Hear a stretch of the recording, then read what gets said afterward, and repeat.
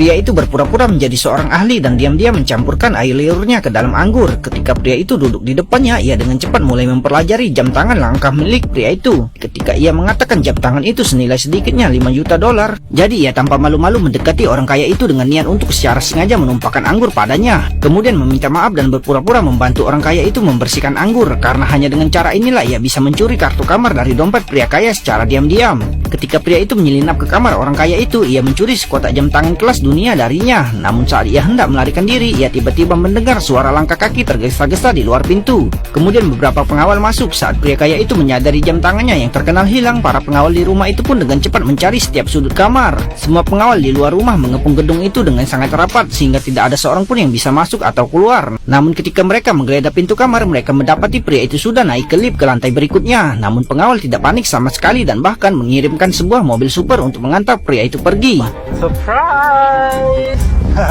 Ternyata orang yang ada di dalam mobil itu adalah pria kaya. Pria itu harus patuh masuk, karena kalau tidak masuk ke dalam mobil orang kaya itu, ia harus masuk ke dalam mobil polisi. Ternyata pria itu baru saja menyelesaikan pelariannya dari penjara beberapa jam yang lalu. Saat polisi semakin dekat, orang kaya itu menginjak pedal gas dan meninggalkan tempat itu, tanpa mereka sadari bahwa mobil polisi di belakang mengejar mereka tanpa henti. Namun dengan skill mengemudi pria itu, mereka akhirnya lolos. Namun saat pertemuan yang cepat dan seru, keduanya berhasil tiba di bandara. Saat berhadapan dengan ketiga kaki tangan orang kaya itu, pria terpaksa menaiki pesawat pribadi milik orang kaya itu, karena hanya dengan cara inilah ia bisa terhindar dari kejaran polisi. Ketika ia naik pesawat, ia menyadari bahwa semua yang terjadi hari ini tampaknya merupakan jebakan yang dibuat oleh orang kaya, dan orang kaya melakukan ini untuk memaksanya bergabung dengan mereka. Jika ia tidak setuju, maka akan memberikan rekaman pengawasan saat mencuri jam tangan mewah tersebut kepada polisi. Pria itu sangat marah ketika ia mengira dirinya sangat pintar sepanjang hidupnya, tapi malah ditipu. Ternyata mereka mengincar setumpuk emas senilai 1 miliar, namun setumpuk emas itu disembunyikan di penjara yang dijaga ketat. Meskipun mereka semua punya keterampilan khusus, mereka tidak terbiasa dengan penjara, jadi mereka hanya bisa mengajak master pelarian penjara untuk bergabung dengan mereka.